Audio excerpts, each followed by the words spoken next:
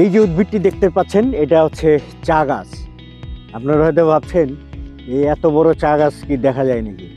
আসলে চা গাছগুলো সাধারণত 18 থেকে 36 ইঞ্চি উচ্চতায় কেটে রাখা হয়, ছেটে রাখা হয়, যার কারণে এটি মানে এত বড় হতে দেওয়া হয় না, কারণ এটি প্লাকিংয়ের সুবিধার জন্য।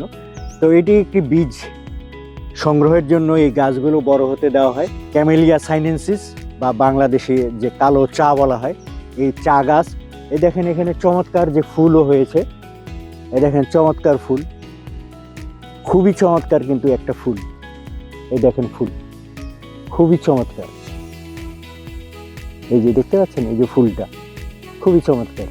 আর এই যে এই ধরনের বীজ হয়, এই বীজগুলো পরবর্তীতে এটা এটা একটু কাঁচা কাঁচা, এটি শুকিয়ে তারপরে সেই বীজ সংগ্রহ করা হয়। এটা হচ্ছে সেই বীজের জন্য এই গাছগুলো বড় হতে দেওয়া হয়। আর আপনাদের দেখাচ্ছি, এই যে দেখেন এর পাশেই এই যে চা, এইটা হচ্ছে এখান থেকে পাতা আহরণ করা হয়।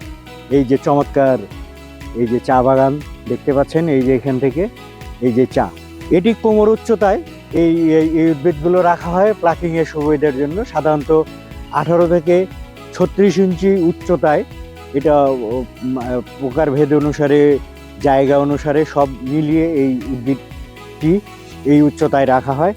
আর এখান থেকে এই যে প্লাকিং করা হয়, এই যে এইভাবে এই আগাটা, এই দুটি পাতা, একটি কুড়ি, এই নিয়ে এই বাংলাদেশি কালো চা তৈরি হয় এই আগাগুলো দিয়ে। এগুলো আবার পরবর্তীতে আবার বেড়ে যায়। আর এগুলো ছেটে রাখা হয়, কারণ একে তো প্লাকিংয়ের সুবিধা, আর একটা হচ্ছে এই উদ্ভিদগুলো আবার চারদিক থেকে আবার ডাল হয়, এই ডাল থেকেই আবার পরবর্তীতে চায়ের পাতা, নতুন নতুন কুড়ি এগুলো গজায়। এটা হচ্ছে বাংলাদেশি কালো চা বা ক্যামেলিয়া সাইনেন্সিস।